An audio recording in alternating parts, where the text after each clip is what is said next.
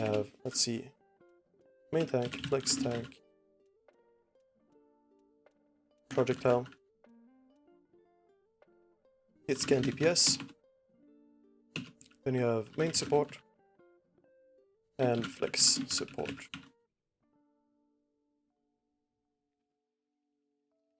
I see Neil likes, or Jaco likes hit scan. Alright, so 6 roles. And let's talk about fights. Well, that's mostly what this is going to be about, fights. And when we are in the plan, well, if you plan to prepare for a match, if you scout enemy teams like before a tournament or round in open division contenders, OWL, then you mainly look to plan out the start of fights, because the start of fights is the only time where you have the ability to decide where you're going to be positioned, where enemies are, you know, based on the enemy position. And once the fight is started, it's just on the fly, you know. You play it by ear, and you adapt to the situation as it comes, because we'll get to why. But there's too many factors during a fight to plan for in advance, and you don't want to play a memory game more than you play Overwatch. Like, you would be practicing memorizing flashcards, memorizing all the strats more than you actually play the game if you would plan fights from the start to the very end. So in order to have efficient practice and for coaches to spend their time efficiently, you break it down in 3 parts basically. So the first part says start drawing. Let's use yellow. Actually, not yellow.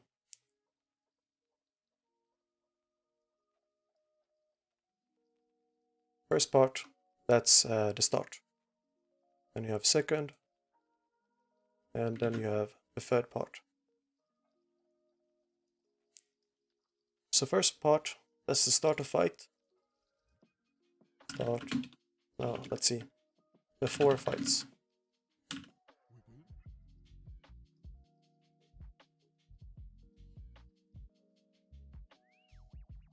And let's take here mid-fight.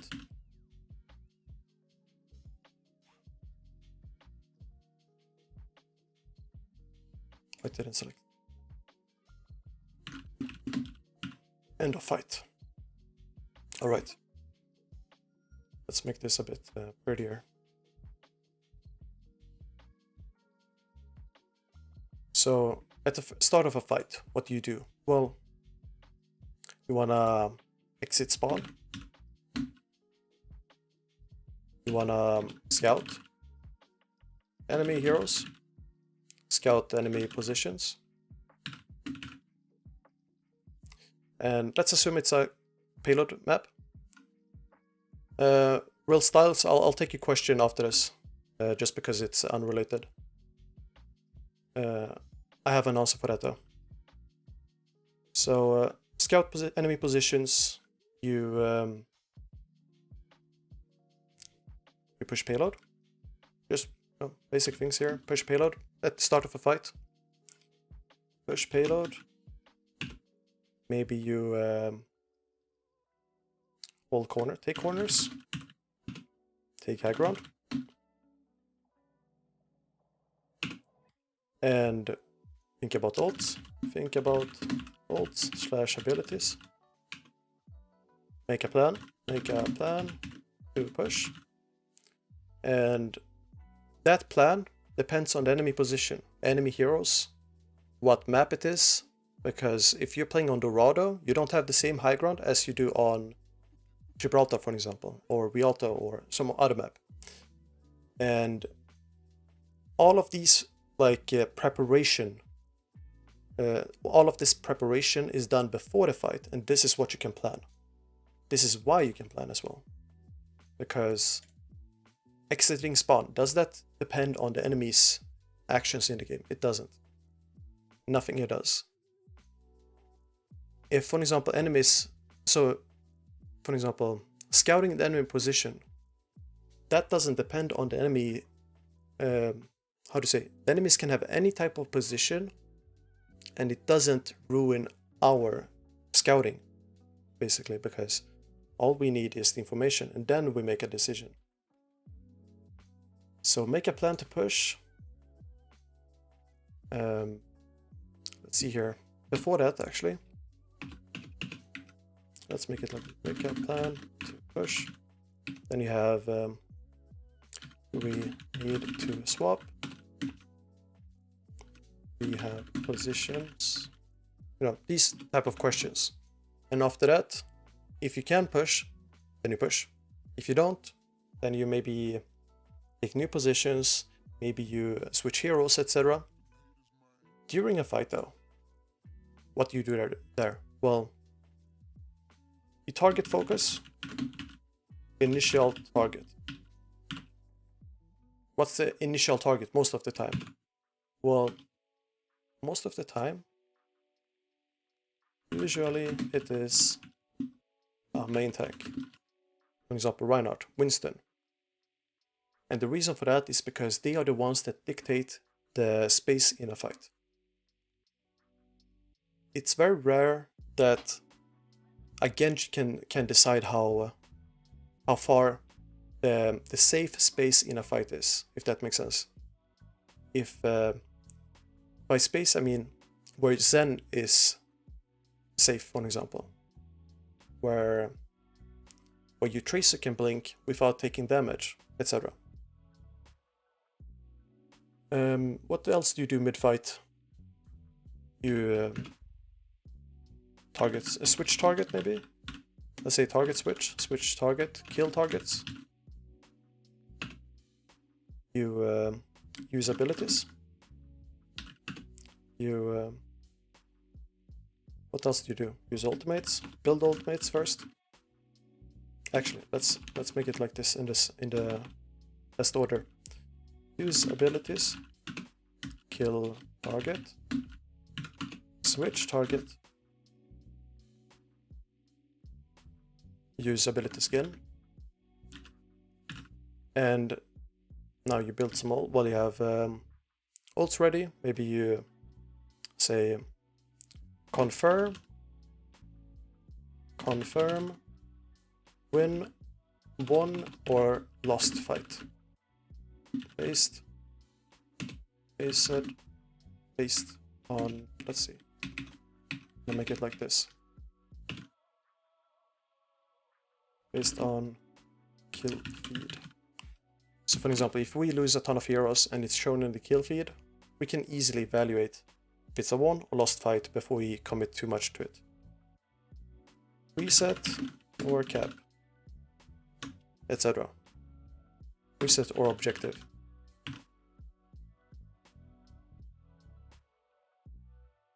And these things depend entirely on the enemy's positions, their heroes, their abilities, what key presses they do in real time. So for example, let's say that you expect the enemies to play goats. And sure, you know the heroes. You expect them to have a certain position. Maybe they are fighting in the choke or on point, on King's Row, for example. Sure, that's fine. Now, let's say that you expect the enemies to hold shield and AFK in Arch. And you have no idea about anything else they can do. You don't expect anything else. And let's say that you have planned, made a huge plan for when they hold shield and AFK. What happens if they don't AFK? Well, now your plan is gone.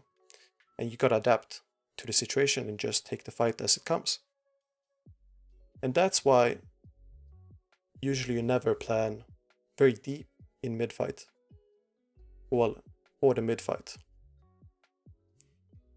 Or during a fight. You leave room for the players to react, to make snap decisions, and it's basically problem solving that you leave space for. On-the-fly problem solving. At the end of the fight, what do you do there?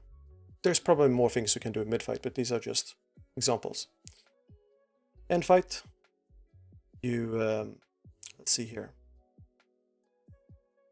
let's say that you respawn. Respawn, maybe, oops, this is the wrong button. Let's see, you respawn or do you push? Respawn slash or push, yeah, who knows. This is attack. Let's write it out as well.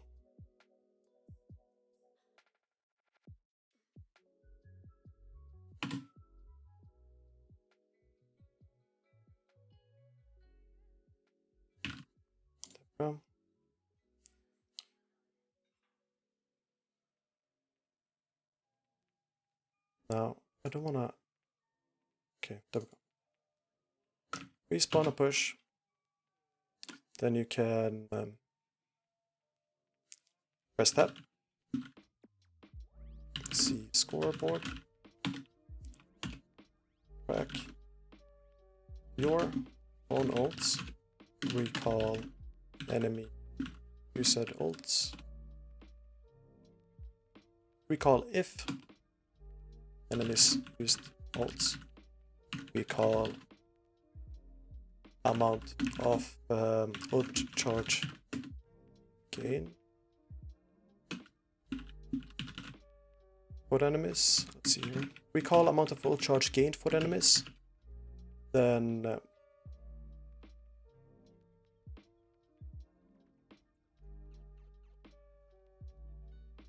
what else do you do?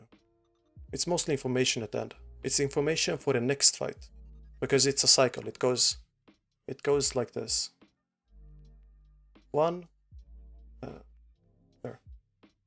goes to 2, 2 goes to 3, and then 3 goes to 1. It just repeats itself. And let's see.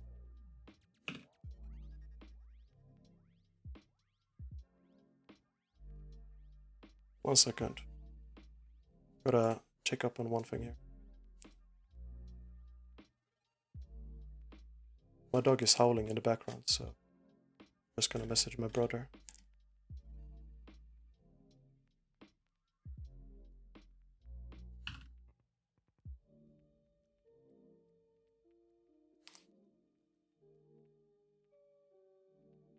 Recall if ults are gained or, yeah.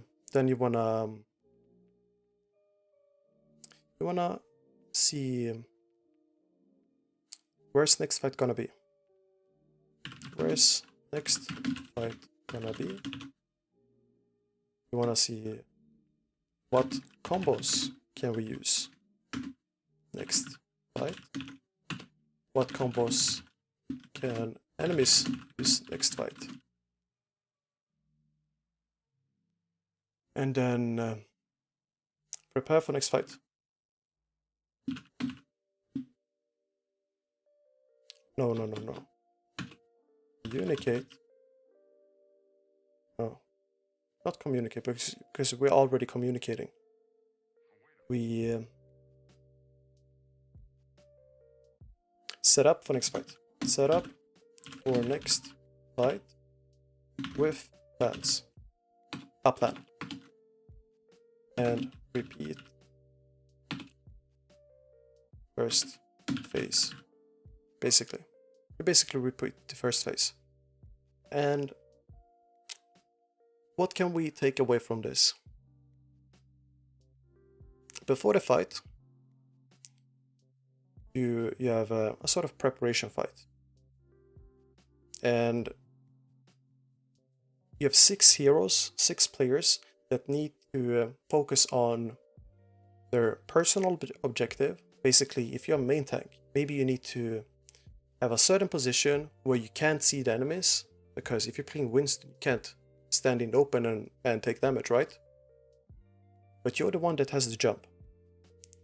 And if you can't scout, then you need someone else to scout, right? So there's a scouting role. Let's see here. Let's write out roles. A bit bigger.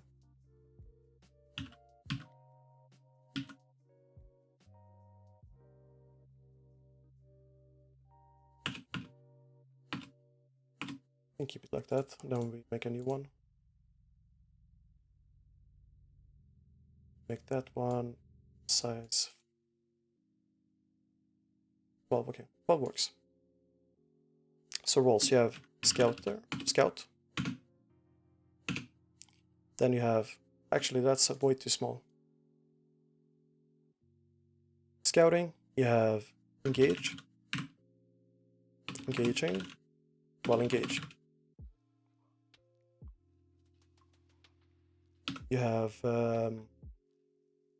plan, planning, well, planner, engager, scout, planner. Then you have final call. What else do you have? In the first one here.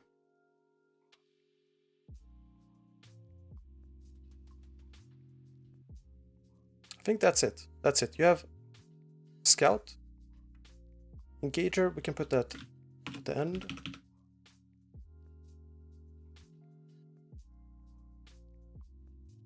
So scout, planner, planner makes basically, do we need to swap? No, planner doesn't do that, but planner thinks about ult's abilities, you know, how you want to push. Then the final call is basically, do we push or not? Do we switch or not? Do we, are we all ready or not, basically? And the engager basically responds to whatever the final call is, right? And usually that's the main tank, the one that starts the fight. For second fight, for mid fight, you have targets, right? Target, caller. Actually, let's make this, instead of planner and final call, final call can be shot caller. That's another word for shot caller, basically. It's the person that makes the decision. Then mid fight you have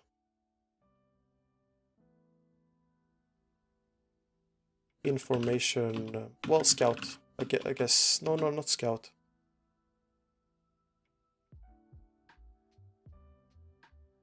It's not a specific role, give information.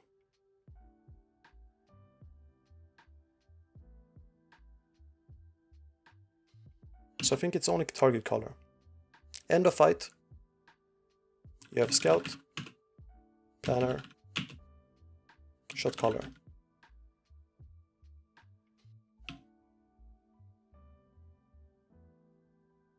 Basically shot caller, yeah. And does this make sense so far for you guys? I assume it does. I'm gonna connect this very soon, very soon. And once a fight is started, go to step 2. You know, let's take an example here. Let's take an example. No sound, but we'll use the Spitfire versus Fusion match. Let's take a very easy to see map. We played Dorado once. It's here.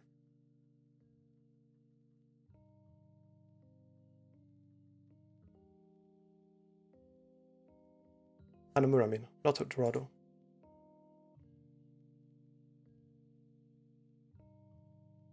Okay, let's see. I think the Hanamura is at the end, maybe.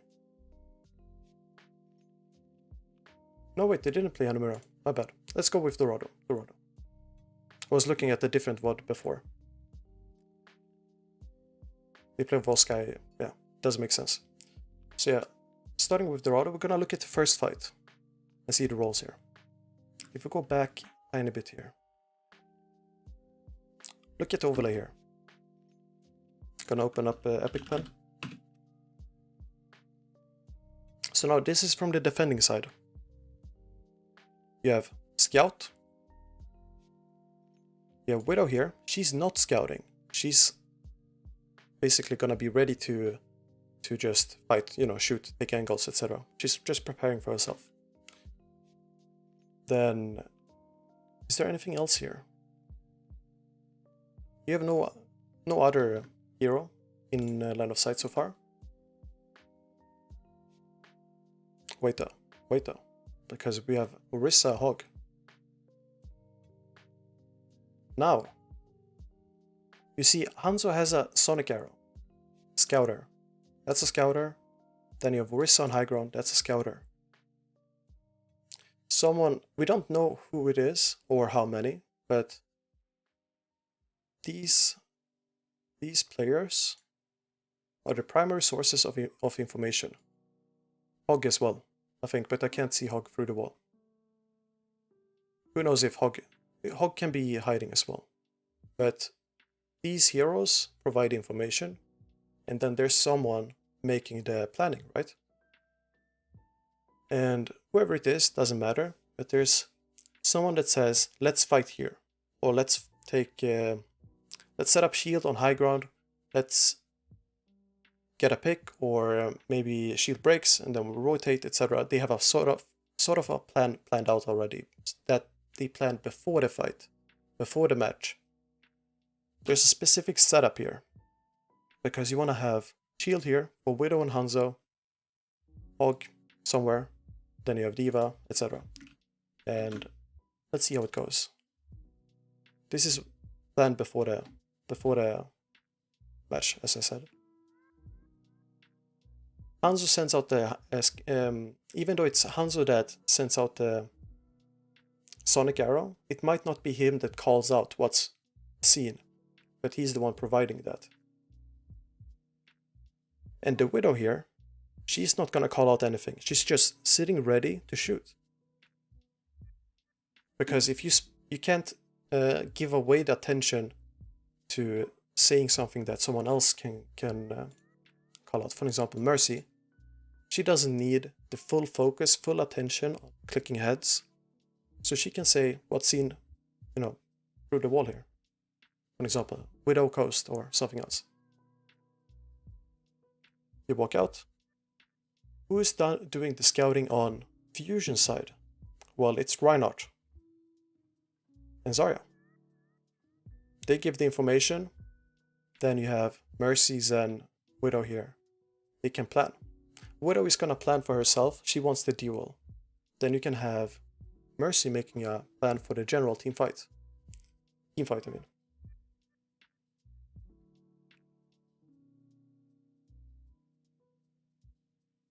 Fight has started. This is how quick a fight starts, and now it's still like early stage of fight. It's not mid-fight yet. But this is when it transitions into mid-fight and you start playing it by ear.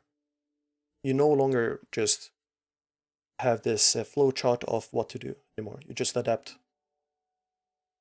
And for example, if you don't have a planner or shot caller that can solve problems on the fly really, really efficiently, it's gonna take time.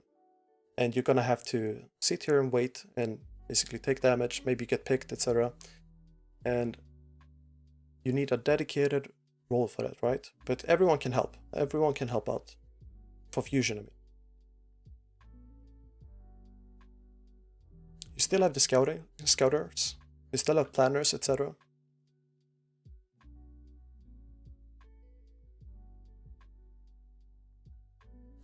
And it's about to move to mid-fight soon.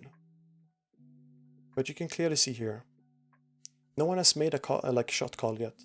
Well, to engage. They're still pushing card. And when they rotate here, before this rotation, someone in the team makes the decision to go to point. It can also be that everyone has memorized that when this happens, we just move point and no one says anything. But it's most likely someone saying, okay, let's move point. And that's the shot caller. So they move point, set up here. And because Orisa is such a slow tank, so to say, you play slow with Orisa, you can be a shot caller while being on Orisa. And then you mainly rely on in this composition as well, it's very specific for the composition. Both teams are playing double flanker, double sniper. These two heroes rely on themselves, basically. They select the targets themselves. And it doesn't matter what anyone else calls out is low, basically. Doesn't matter, because if they don't have the sight line, if they can't move in and shoot, the damage is not there. And so the target caller can be separate from the DPS, but the DPS can deviate from whatever the target is because of burst shots from, well, burst damage from Widow, burst damage from Hanzo, but in general Hanzo is with the main team while Widow flanks alone. And if we would then go back to what we drew up here, there's target focus on initial target. And just like the Orisa here, she got Hanzo killed.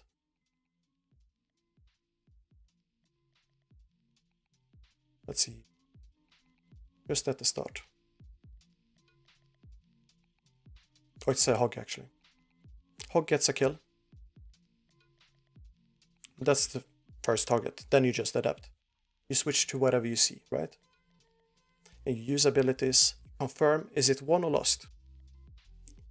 I'd say you won a small skirmish.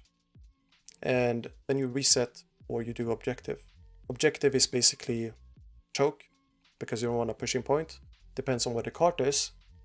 Right now the cart is still pushing out, so that's the objective. You don't reset, go back to spawn, etc., or jump off the map. And that's the shot caller that calls it. Everyone can call it, but it's common sense to not reset here. Then for mid-fight, target caller, basically Orisa with Hog. Orisa calls out orb, Hog just hooks to the orb, and that's it. So Orisa is the target caller here, because she decides where the orb is gonna be, since if Hog calls out the orb, it's gonna be a delay, basically. Since Orisa might not always be able to see where she's supposed to be orbing. If she's just waiting.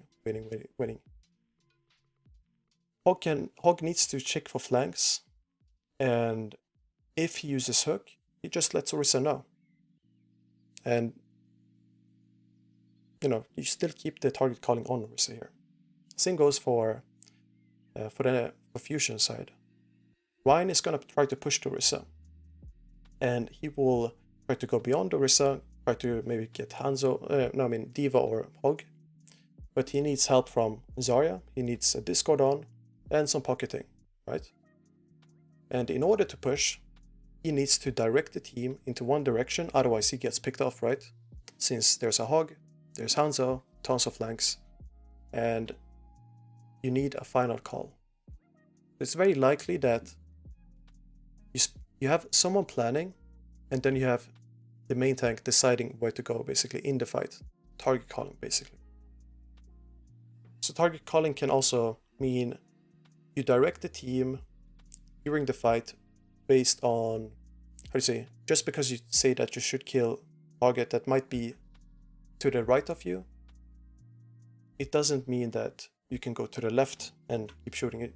Generally follow where the target is going, right? Then for the end of fight, let's see. When the fight ends, so they push in, still mid-fight. You see Reinhardt is the one controlling, basically. He decides when to push in. But before that, because Ryan doesn't want to take tons of unnecessary damage, he needs to play line of sight. Keep his shield healthy. And he then takes help from Zarya, who can see what's going on. She's pushing cart as well. It's very unlikely that Zarya is gonna die, because she can bubble for hook. She has a ton of HP, so she can't be one-shotted. And if she calls out what she sees, then Ryan, can also push out around the corner, swing, see if he wants to move in or not. Hanzo jumps up and down. And he can do this because it doesn't matter if he how to say, he has a double jump, he can climb, etc. He's very mobile and is allowed to do this. So fight goes on. You see, same thing. Rein is controlling this. Zarya is pushing a bit in front, but she's not the one in charge here. And now you see Rein, defensive body language, he backs out. Something is about to happen. Enemies hiding.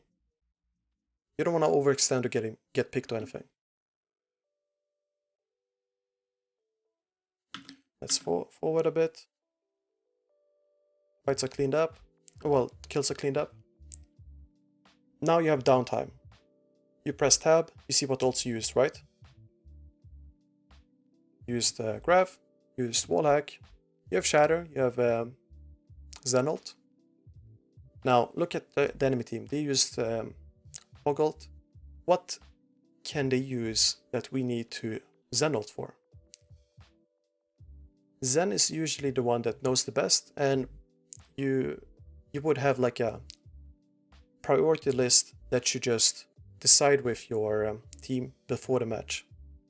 And for example, you have these different cases, like if you use Grav, then you can use Trance, but they don't have a Zarya, so you can use Trance whenever you see best fits. And for the Shatter, Rein is the one that has the best knowledge of when to Shatter. Like you go with a gut feeling on it. And same with Trance, same with Grav, everything.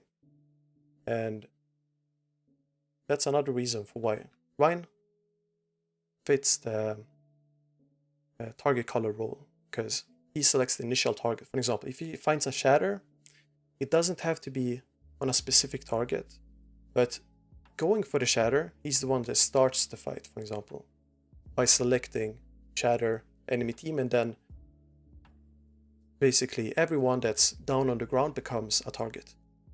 That makes sense. After the fight, you have Scouters, Tanners. Who moves up here?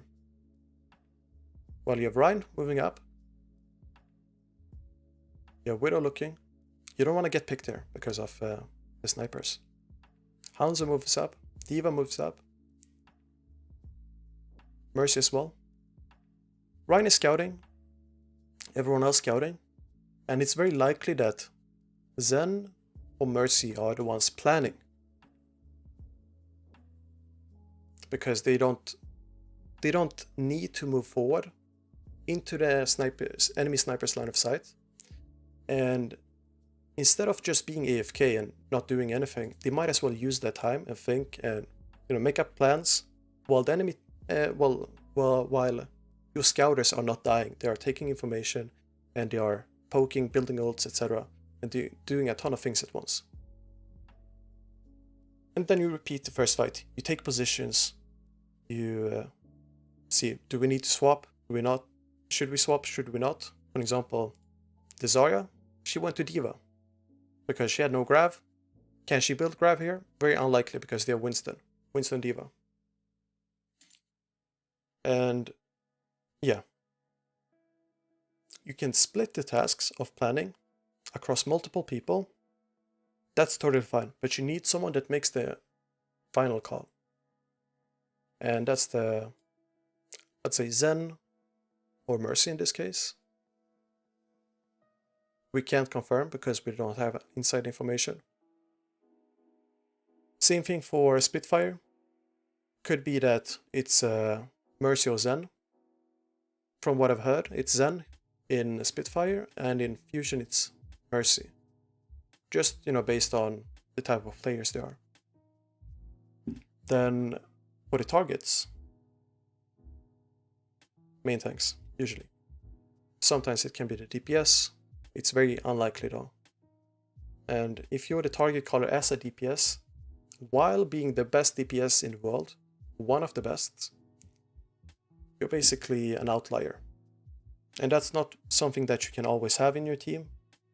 So I wouldn't recommend going for that. Because as a DPS, you need to focus on your mechanics, and there's a cap to how much attention you can give to conscious actions before you have to send some stuff to unconscious memory.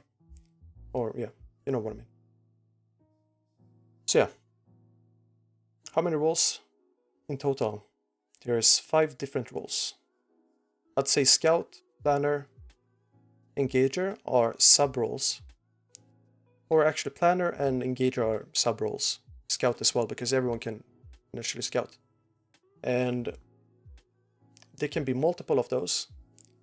There can't be multiple, well they can, but it's, how do you say,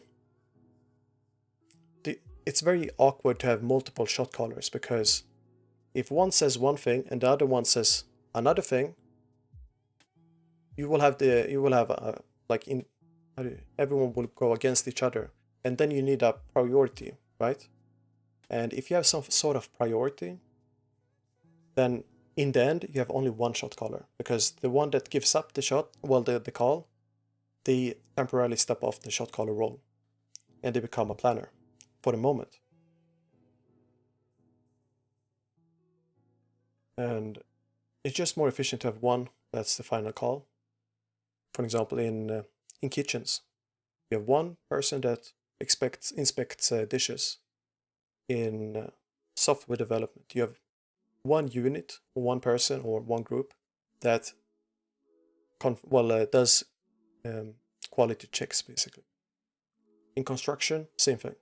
You have some form of barrier that basically decides, is this okay or not? And if something that's not okay that goes out, it falls on them, not on the group that produced it. So yeah, let's go on to next thing. Oh yeah, before we move on. Let's see here. I need to close down Epic Pen.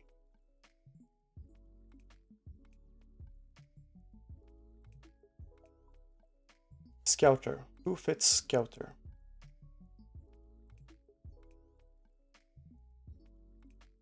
Let's make it like this. Scout. Anyone, basically. This is too big. There we go.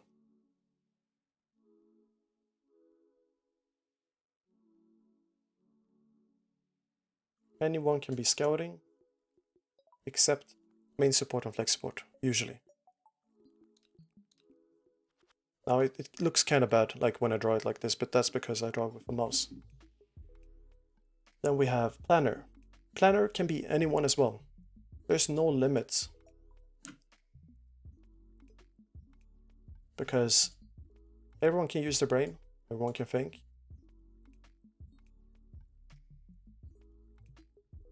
Then you have Shot Caller. Now, this can be anyone as well.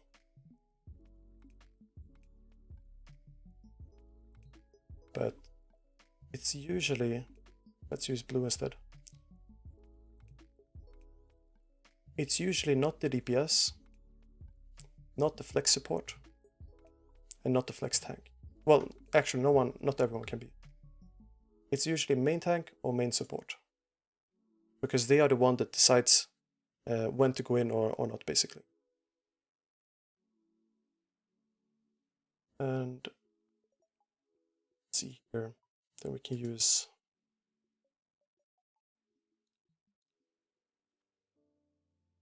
let's say red, yeah. Engager, that's the main tank.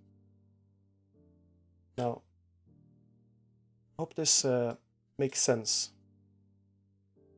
because just simplifying like what connects to what. Target caller, main tank as well. Then the scout, planner, etc. It just repeats. Why would a Lucia be a scouter? I'm just looking in chat here. So Lucia would be a scouter because he can wall ride. And for example, we'll go back to the VOD here.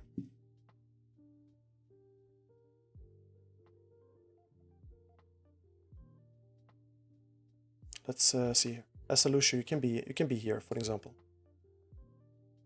there's no problem for you to climb up here as Lucio. Mercy's even... well, Mercy's not scouting here. She's just getting line of sight. And there's this ledge that you can walk on as well.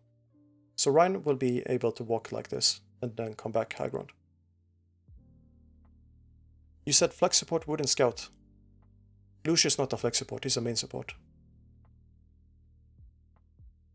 Lucio's usually the main support. It's kind of weird now, but that's what stuck with me. I think he's a flex support, main support. By flex support, I'm mainly thinking Anna, Zen, Moira, for example. Usually you usually never play Mercy and Lucio at the same time, right? You can play Lucio and Anna, but then your flex support goes to Anna. And I'd say Anna is also flex support because she can get countered and... how to say? Mercy... you can play Mercy regardless of what the enemy support is playing. But Zen, Anna, etc. it's a bit more... it depends on the comps and it's a bit more complicated. But yeah, let's move on from this. I'm gonna make this a video, by the way, so in case anyone misses. Here. Okay, we can keep this, actually.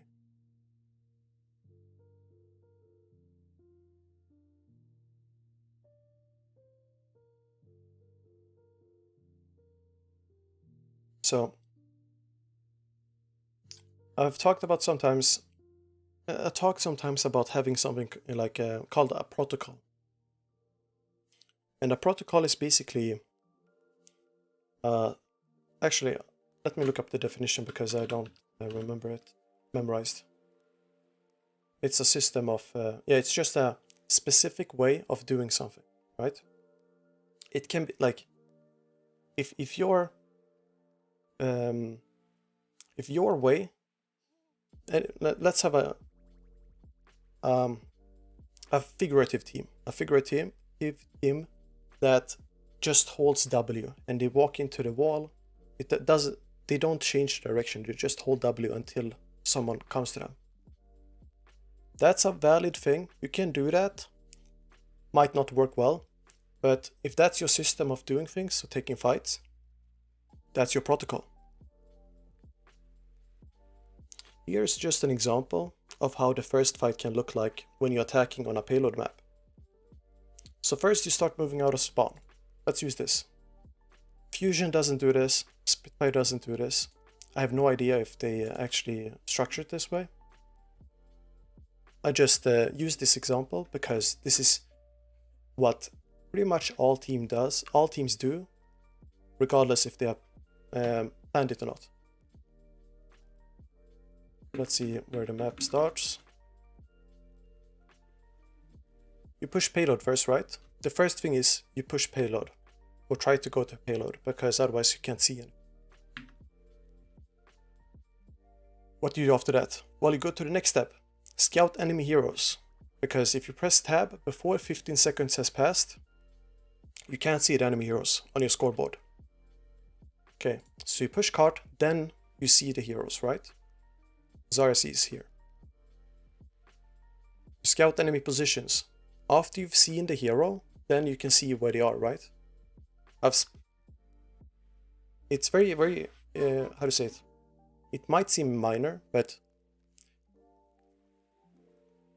it's important to break up the steps, this specifically, because if you ever want to troubleshoot your protocol, so to say, your way of doing things, the more complicated it is, the harder it is to find the problems, right?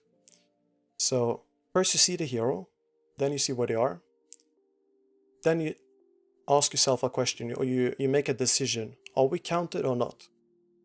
Okay, if we are counted, let's say that we play 6 DPS and we say this comp. Man, you can't play 6 DPS into this, right? What does that mean? Well, we swap or reposition. You could play 6 DPS if you somehow get insane angles on them. Is it likely that you will get those insane angles? Well, that depends on your planners and shot caller.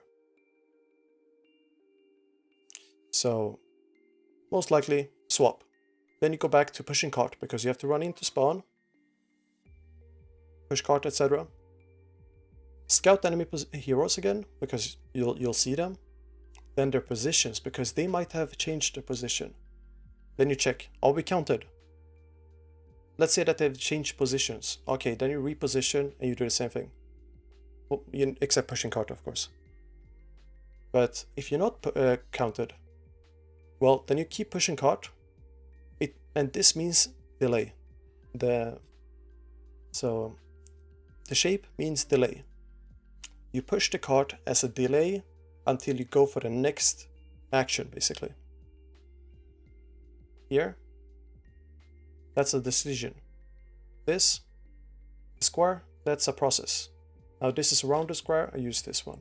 Same thing. It's a process to switch or reposition.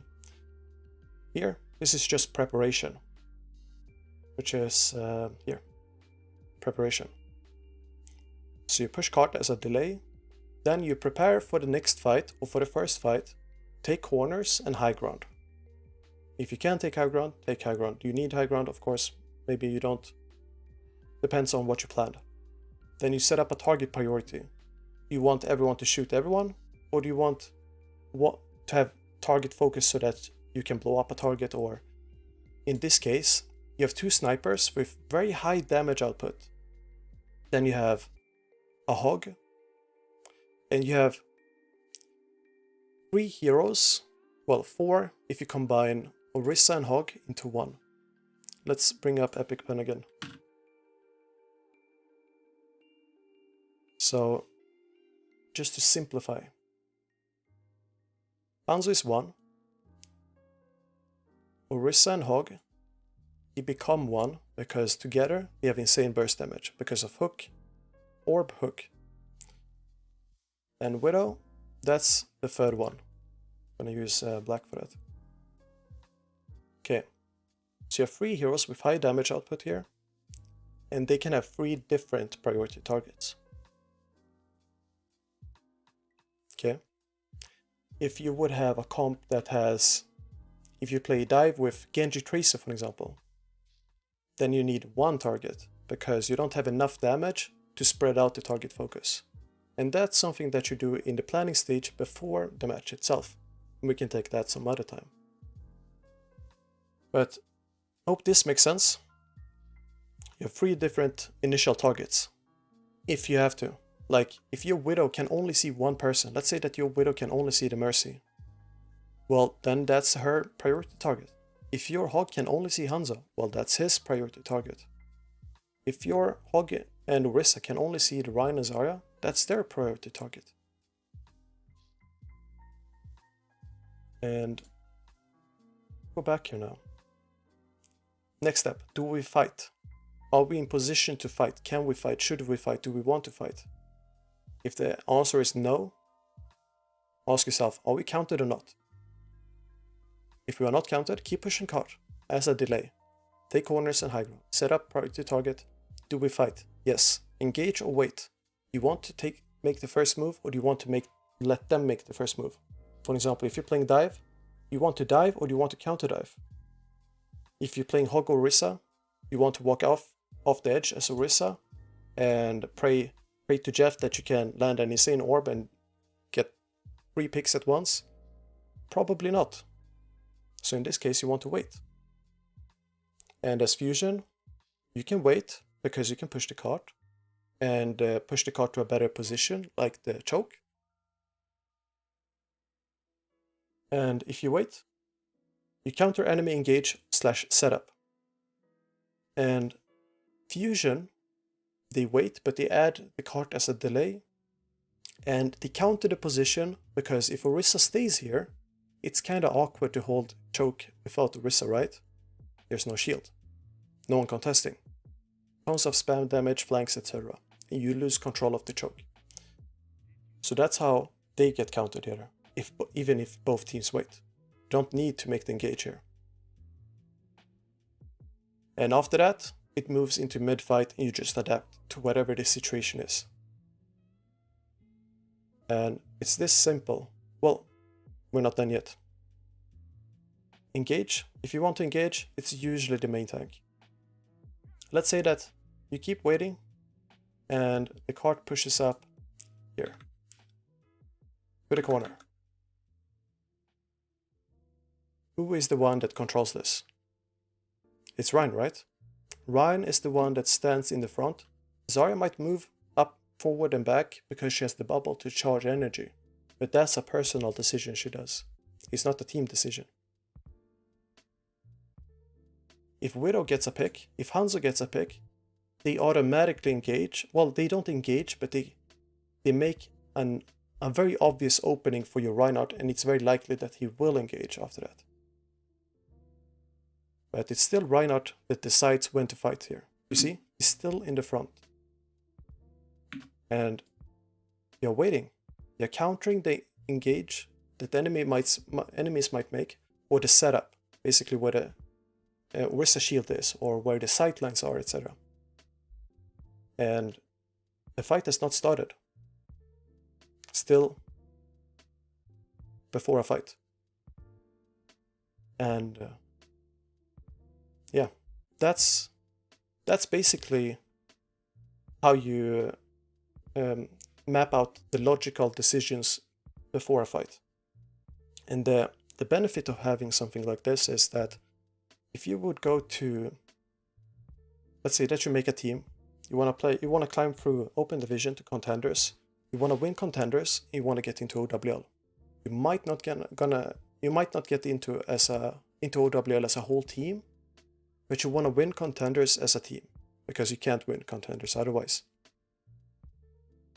If you just play it by ear, let's say that you can't afford a coach because you have no sponsor, and it feels like you have no idea what to do before fights, and you just feel rushed because the time is passing, and you just farm ults, and then you rely on epiphanies to find a shadow, find a jump, or get picks, etc. And you have no real plan. Well, it's like gambling. It's like going to Vegas to win money. And it's really simple to map out this, for example, because if we play payload, well, if there's an issue with pushing cart before we scout, we can always just swap places with push cart and... Not bad. I messed this up. You can always just swap places with the blocks, right? Let's say that you need to scout enemies before you push cart as a preparation. Actually, you can't do that because you have to think of there's a specific language, so to say, when you do this. The cart to push is a preparation for the scouting, because if you don't push the cart, enemies are gonna hide, or they could hide. What about on defense? Yeah, this one was pre-done. I'm gonna show you guys how to make one yourselves. And I just need some water because I'm talking so much.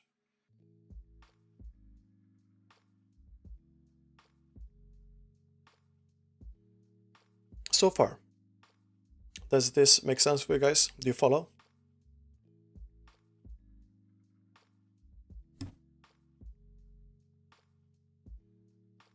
Hope it does. It's, how to say it, this is, you don't ask, how to say, while you're playing, you don't really think about these steps. These steps are mostly important before the match, like when you're preparing for a match. Or if you have just created a team, you need to, set some foundation. You can go way deeper than this. Like, you can be more specific, and you can ask better questions and all. This took me like 10 minutes to do. And I focused on my own, like, I did this in 10 minutes. We can spend a week on this, and we can flesh it out extremely well. However, let's go on to make a new one. Just gonna copy this. And let's make a separate line here.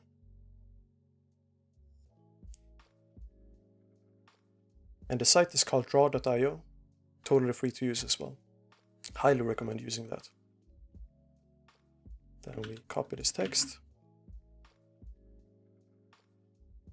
First, fight protocol on payload fence.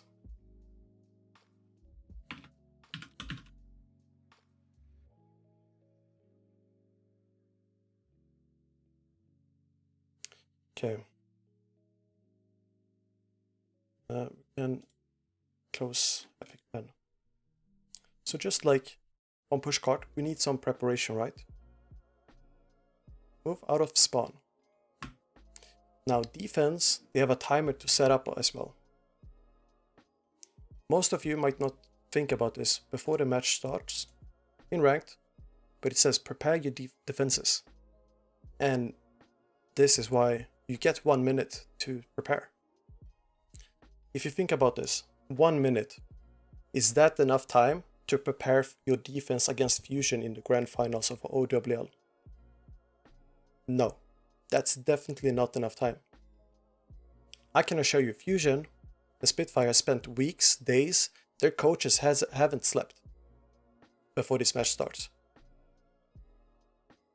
I think in World Cup, the Chinese team, I think their coaches didn't sleep at all. Even the players didn't sleep sometimes. And this 1 minute is to set up the stuff that you have practiced, prepared and studied, etc. outside of the game, because you have no way of doing it in this 1 minute. So if we go back here, for 1 minute, your preparation stage, instead of push cart, it's gonna be let's see, where's the, here it is. And okay, so what do you do? Well, this is the wrong one.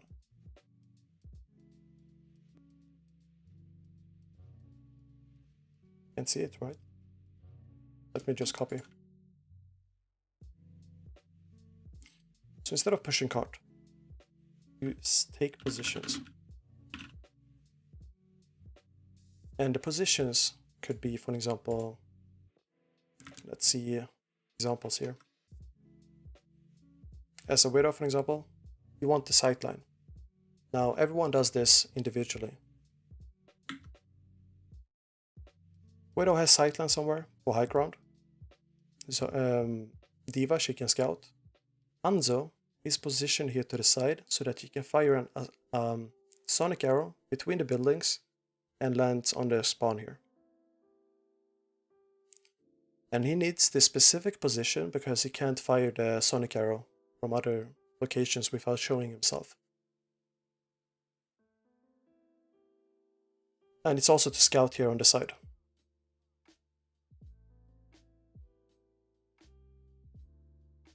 So take positions. After that, what do? You scout enemy heroes. Well, actually, you take positions. In the spawn room, you could be talking, you could be planning out like things, you could be focusing. I'm not going to include that here. So take positions, gates open, then scout enemy heroes. Because the attackers, they can't move out before the gates open anyways. Then we make an arrow, it goes to this. What do you do after that? Enemy positions. Same thing, pretty much the same thing. What do you do after that? You gotta think here. If you've spent weeks and weeks and weeks, not a month or anything, because that's not how much time they had, but let's say that you spent 2 weeks as Fusion. And you've been analyzing Spitfire, you've been using insane brain power, computing power, and you just know exactly what they're gonna play, so you hard counter them. And the Spitfire, let's say that you didn't prepare for this. You gotta have a step where you ask yourself, are we counted? Because if you find yourself counted, obviously you're not gonna sit in the position that's counted, right? And it's just helpful to have this step. So after you scout enemy positions, you know the heroes, you know the positions, then your planners and shot callers can decide. Shot caller can decide, are we counted, yes or no? If you are counted, instead of swapping, you reposition. Because it's a process, and this is a, you gotta think, if you use this type of mapping, you wanna try to use the same, how to say, yeah, to simplify it for yourself. So this is a process, repositioning. You can't really swap on defense, so that's your only decision. Your only option, I mean. Repositioning. Cares if it's wrongly spelled. Repositioning. Okay. We can leave it as that so far. Or actually, you can make it go around. Why not? We can change this later as well. So that's if there's a yes. And this shape is basically a decision stop.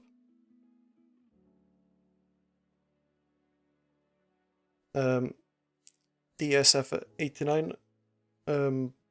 I'll take a look on that question afterwards, since I don't want to lose the thought I have, or like thought process I have in mind here. If you're not counted, then you need some delay, right? And the delay is this one. Just making it same as everything else. What do you do? Well, look for picks. And you can add another delay. Well, before they look for picks, you do keep scouting. Then you can add another delay, because even if you scout, you don't want to scout with all heroes, right? Maybe you only want to scout with one hero. And if you're the Widow here,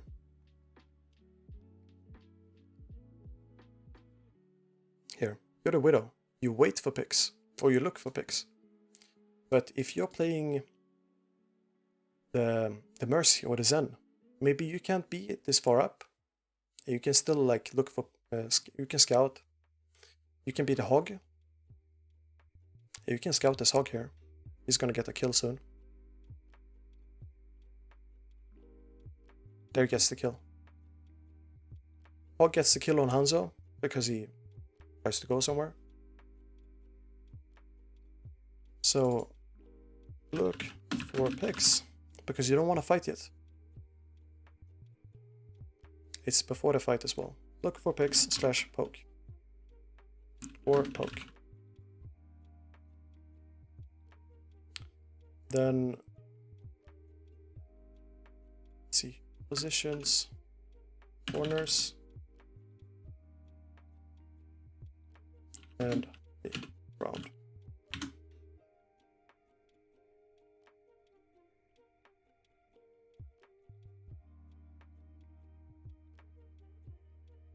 Then you prepare yourself, well, then you go back to another decision. Because let's say that time passes, you've gotten an initial pick, let's say that you poke a bit, and you end up with no picks, happens. But ask yourself, do we want, see, what do you ask yourself? Let's copy, because this one is smaller.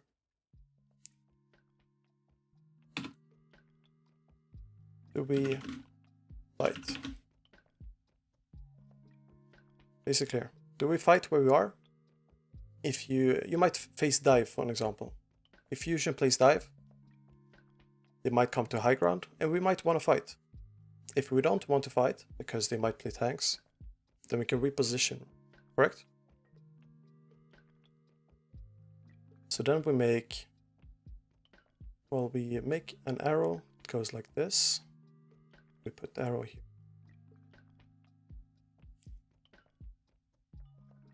Actually, you want to make this like easy to read as well for yourself. So that's why I'm focusing some of the, how do you say it? I focus somewhat on the design and all, because if it's impossible to read, then it's useless. For yourself, I mean. And your coaches might, how do you say, you don't want to do this when you're tired, when you haven't slept, and you have a million things in your head and you're stressed. Gotta take your time with this. So do we fight? Yes or no? Let's make a condition for when we don't want to fight. What do we want to do? Well, repositioning. Reposition. And then you go back to take positions, corners, high ground, scout enemy heroes, positions. Are we counted? No. We're not counted. Keep scouting, look for picks, poke. Do we fight? Maybe we don't fight, then reposition again, right? We just repeat this until we want to fight. That's what Spitfire does. Look here. Do they want to fight? No. They reposition. And they keep looking for picks because they have the Widow, they have the Hog, they have the Hanzo. See you later, Rebel. And they keep rotating, keep rotating. Keep rotating. See what I mean?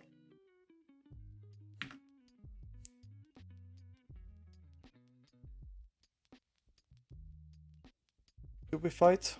Let's make a condition for when we want to fight. So let's say that we want to fight. We have the same type of question here, or decision block. Yes or no? Well, we have now engage or wait.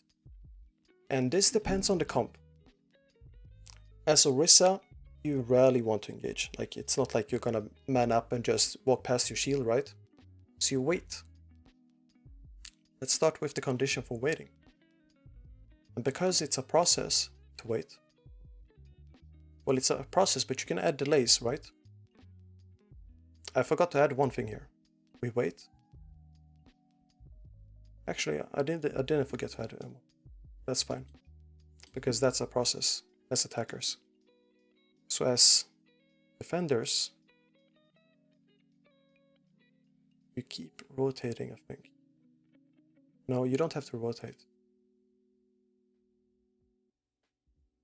You engage or wait. You wait, look for punish. You look for punish, and that's a delay. Look for punish. Because if you want to counter dive, then you look for when you can punish the enemy Winston and D.Va engaging, right? You target focus the Winston and the D.Va so that they die, and then you can move up. In this case, your punish that you're looking for is with orb and hook, and it can be on anyone. But because Fusion are playing the sightlines, they can't get orb and hook. However, look here, Prophet. He's playing James Bond, walking around, punishing the Mercy off position, Hanzo off position. Well, not aware of the flank. And this is a punish of, I don't know the exact word for it, but let's just categorize it as Prophet looking for punish.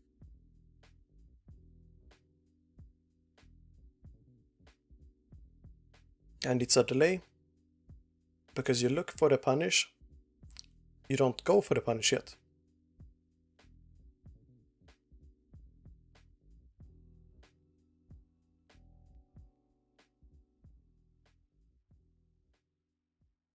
This is optional, the preparation. Because not all characters can do this, not all roles can. For example, Prophet on DPS, you have to focus the aim. You need to, for example, we'll go back here. As Prophet here. Oh, come on.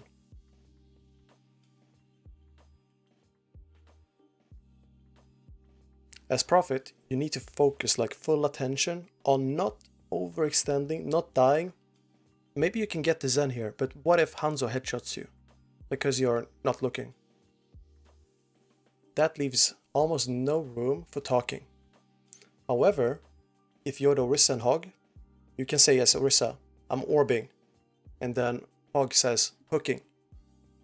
And that's a go call, if you get a hook.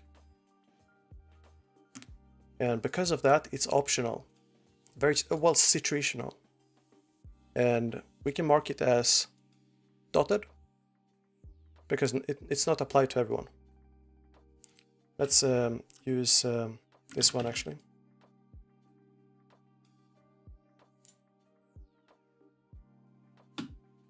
Call the punish.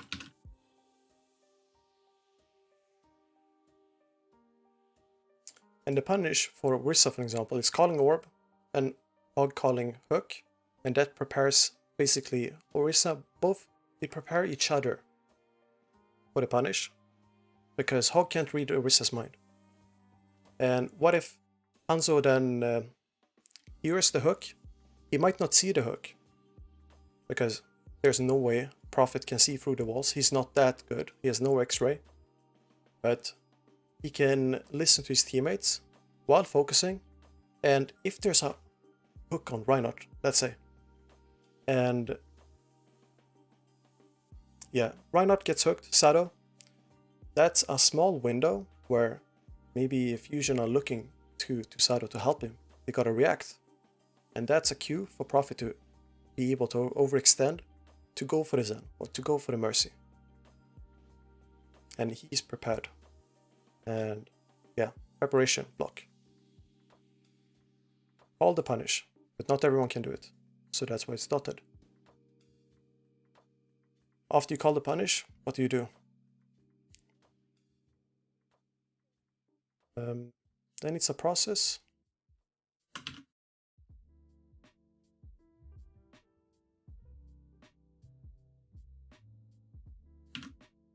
And instead of main tank engages,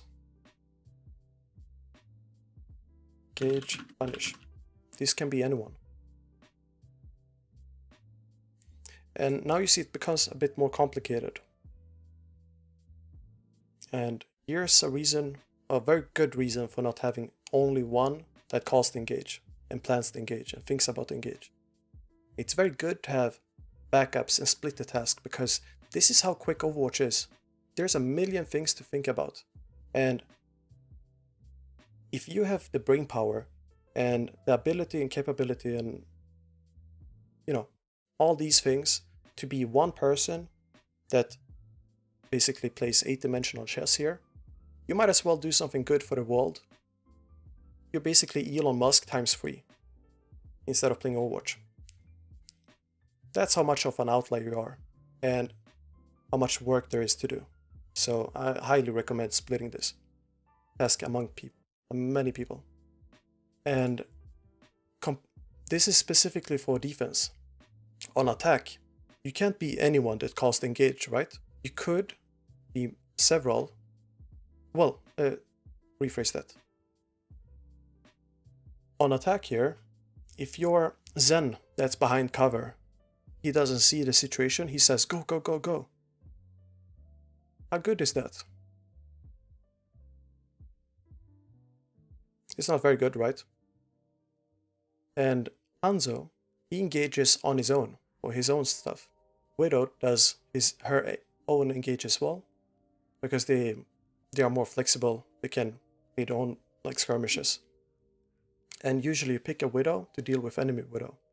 And when you have these one-on-one duels, you have no care in the world about whatever happens with the rest of the enemies, right?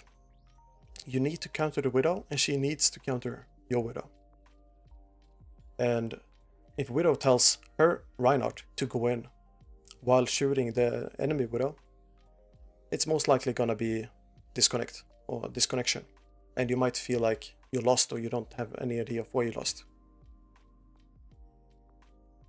So yeah, whoever has the punish, engage with it, and then the mid-fight starts, and you adapt. And in here, we wait. Call is to wait. Now let's make one where we engage as a result.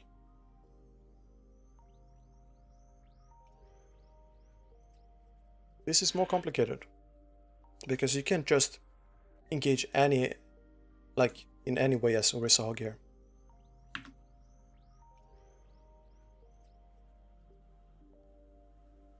Let's see what you want to do.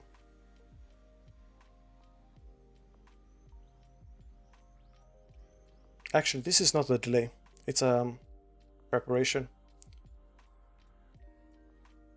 And that's...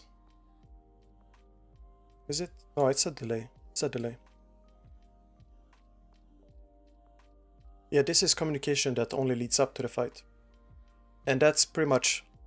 I'll transition over to that mid-fight as well. I'm gonna transition, but first we do it in order. And for first fight as well. Just because there's so many scenarios we can cover, and this is meant to be a way that if you have a team and you want to do this for all fights, you will have enough time over a week, 2 weeks, who knows. So we want to engage. Then we go to another decision block. Well, yeah, another decision block. Oops, that's the wrong one. Copy. Can we engage?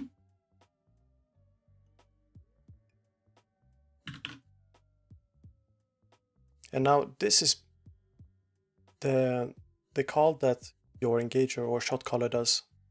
Your shot caller does this. And it's all based on the information that comes through this loop. For example, you see the enemy heroes, you scout the positions. Are you counted? No. Keep scouting, look for picks, pokes. Do we fight? Yes. We want to fight, but we haven't decided when. Do we engage or wait? We engage. Then you wanna... You don't want to blindly engage, right? Just write out engage.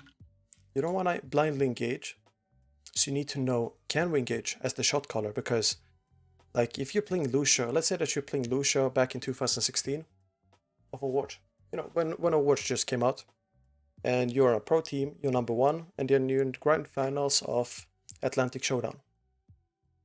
And let's say that you close your eyes, you turn off the monitor, and you flip your keyboard upside down, and you say, go in, go in, go in. You're not a shot caller. You're just misleading the team. And you want to avoid that. That's I'm over exaggerating, of course.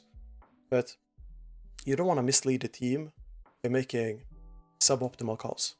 And then there's elements, as a pro player you don't really have this issue, but amateur players, amateur teams might have the feel of, what if I make the wrong call? You know, that fear. And that's where a roadblock here can happen. But let's disregard it because that's another topic. So can we engage? Let's say no. If we can't engage, go back here. You need a backup, right?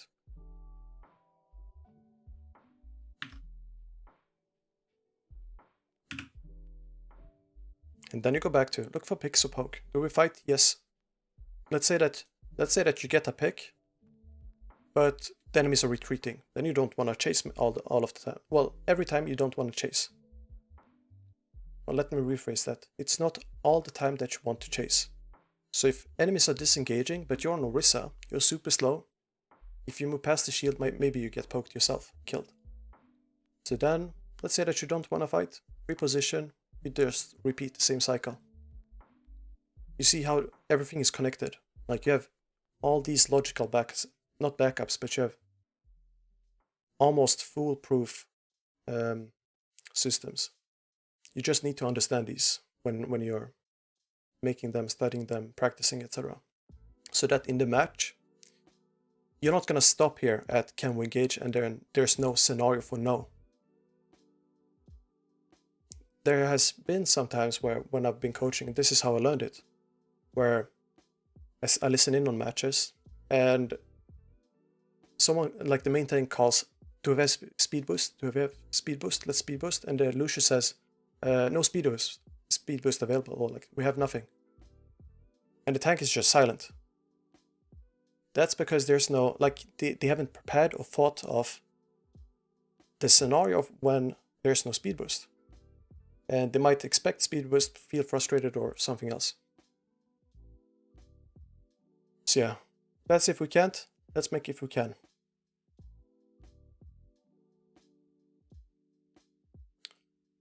You want to set up a primary target.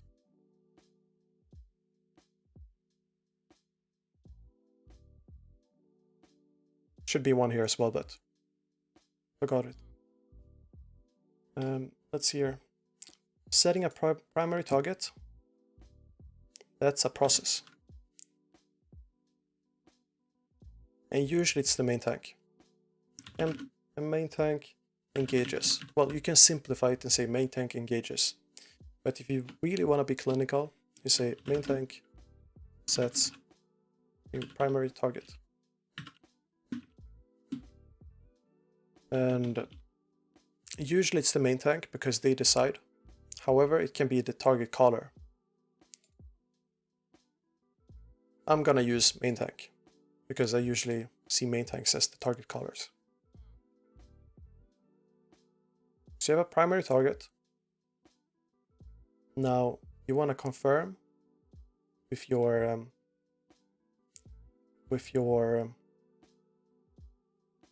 shot caller. Has the shot caller confirmed in this case? So the shot caller thinks, can we engage? Yes. They can give permission. Not permission, it's more like... Actually, this should be one step later. Communicate to target caller. Let's make it like this.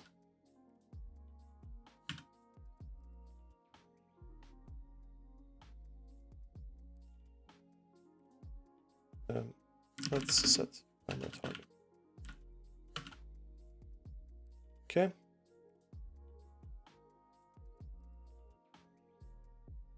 It's a bit more complicated on defense because it's rare that, well, on defense you can also take simple like routes. Like if you're playing goats on defense, you just fight. But there's more things to think about because if you die, you won't have a recontest here. If you're attacking, you're gonna have a recontest. Oh, well, you have a new fight on the same point. So it's a bit less complicated for attackers. So set primary target. Then you call the primary target. This should be a preparation as well. Not bad.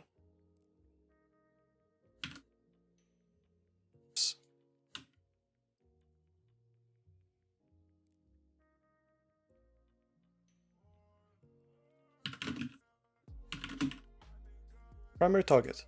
And now the wording is important here. Primary target means that there's a priority. If you say set target, that means there's no priority. That's an absolute target. And if you would lose a fight and your coaches, let's say that your coaches made this, or you as a coach, and you go back to this, see where did a mistake happen? And you see it's because we set a target. Now you can evaluate the target. Was the target bad? Was it hard to set a better target? Or was the fight lost because players deviated from going on the target? Basically bad target focus.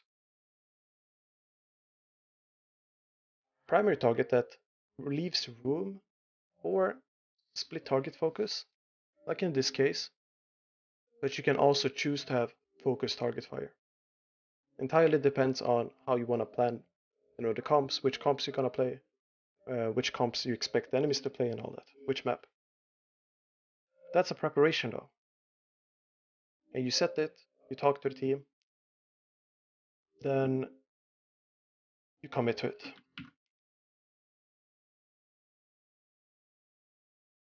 Let's see.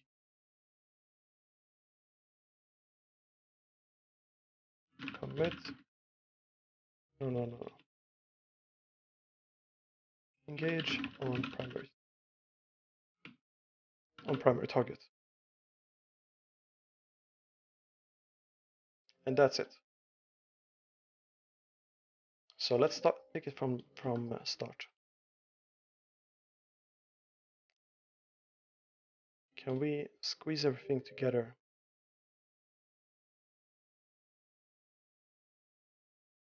Okay. So you start as defense in spawn. You move out, take positions, corners, high ground. You scout enemies when the gates open. You scout the positions. Are we counted? If we are, we reposition because we can't run back to spawn and switch. Are we not counted? There's a specific scenario where we can. On Gibraltar first point, you can do this. Depends on your setup. But if we are not counted, keep scouting as a delay. Look for picks or poke as a delay. Should be added here as well. I'll fix this after this. So you look for picks and poke. Do we fight? If we don't, reposition. Let's see. Did I make a mistake here?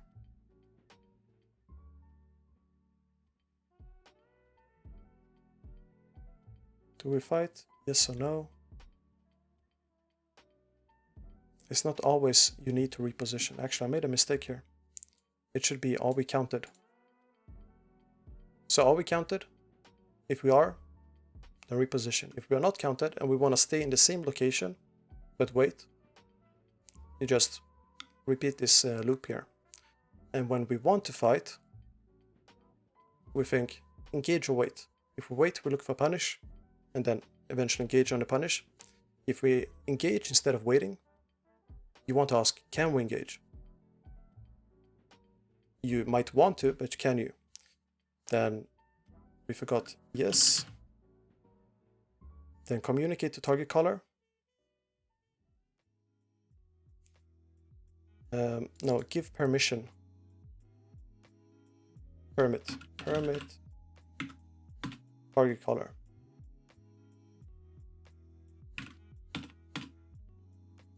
Then set primary target, engage on primary target. You can also do a ready check here. For example,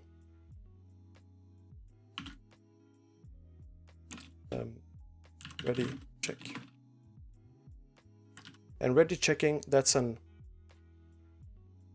indirect permission, because if everyone is ready, then you can make it more fleshed out, but I'm choosing to not do because of time. Yeah, then you set primary target,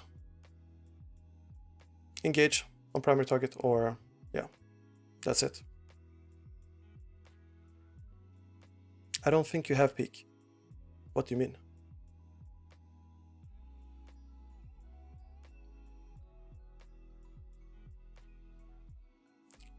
Yeah, let's see.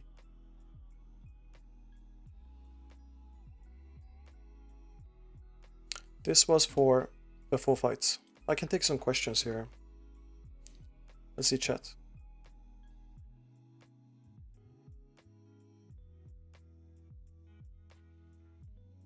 How often do you think... Wait, I had a question up here as well. Oh, I couldn't see it. There was a question about... No, it's this one. It's this one. How often do you think people on defense will try a somewhat vanilla defense that can adapt to many things to avoid being hard counted and not being able to swap? It depends on the team. I have no stats on that. Fusion is a team that does that, for example. Korean teams don't always do it. It depends on the culture in the team and all.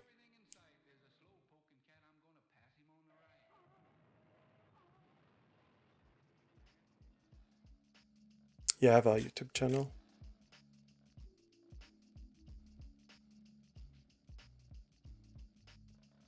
If the enemy team has a powerful ult combo, should you prioritize them as opposed to the MT?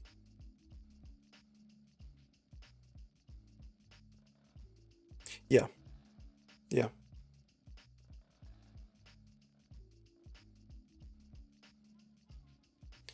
And in this case, if you have Ana Genji, now this system doesn't fit Ana Genji because you don't have.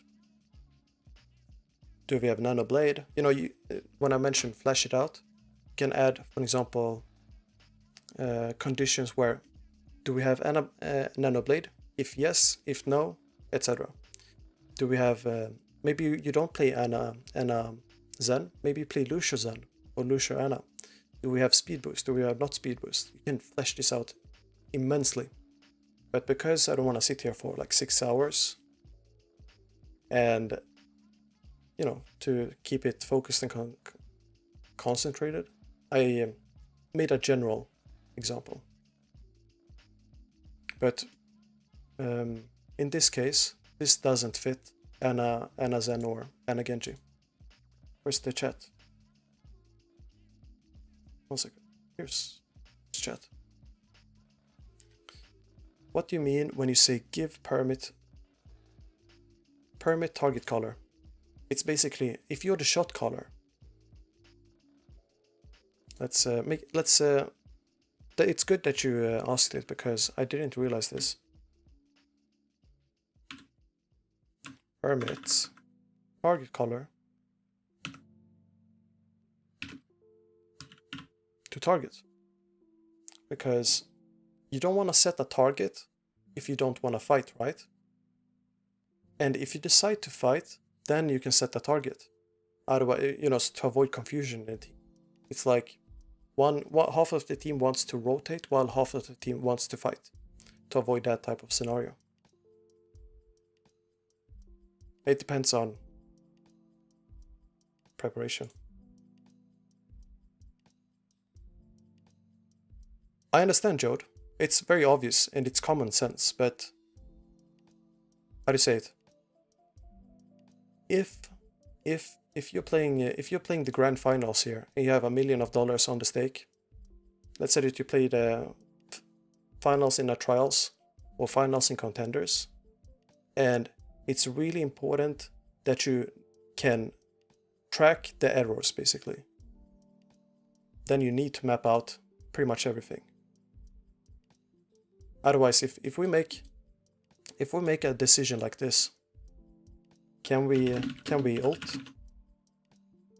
Which ults are we talking about? Which characters are we talking about?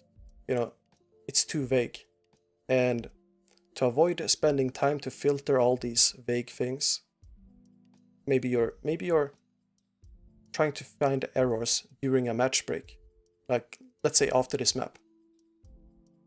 Are you gonna spend time filtering, like thinking and trying to how to say it? It's your own errors as a coach that you're delayed with the answer once the players are in a break. But I'd say you don't want to be vague in this. Otherwise, there's no reason to make these maps. And it might seem obvious, but it's necessary, in my opinion. A player shouldn't be doing this. So that's why it feels like it's obvious for you. This is for coaches and whoever plans in the team, or, you know, if you're team captain, you have no coaches, no managers, nothing, then probably you do it, right? In Counter-Strike, for example, the in-game leader usually has this type of a role or task or coach. So no questions, I assume. Let's move on to Second part, mid-fight. It's not that much, but you go on the target and you adapt to the positions. And you would just extend this, basically. So yeah, whatever happens here, like if Prophet gets a pick on Zen, that's you can't bet on it. Because it's not always that Boombox is gonna sit here. Maybe Boombox is gonna be here by EQO. Then if you plan for Prophet to kill him, what if he doesn't kill him? And you just adapt to whatever happens. If you get a pick here on Zen, it's very likely that you can win the fight and you engage, right?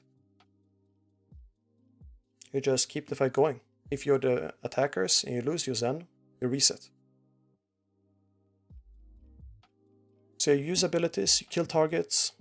After you kill a target, you switch target, use abilities. Then you check the kill feed. You confirm, did we lose or win the fight? Is it winnable or not winnable?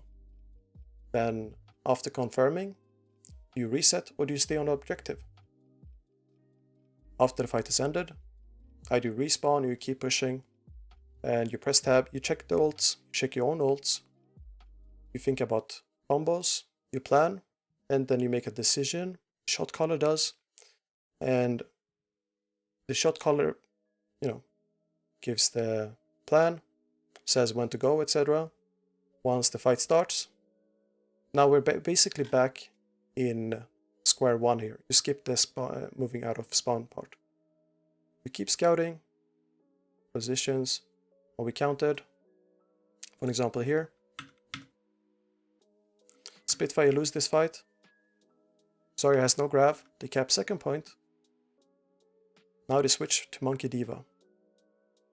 Zarya goes to Diva, but because there's a shatter, Ryan stays Ryan, otherwise he would go Winston.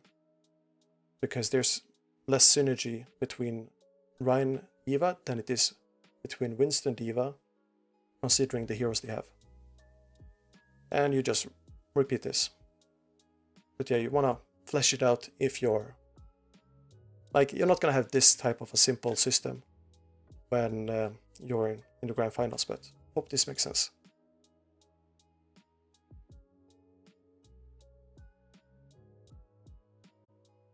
So yeah, this was Comm structure.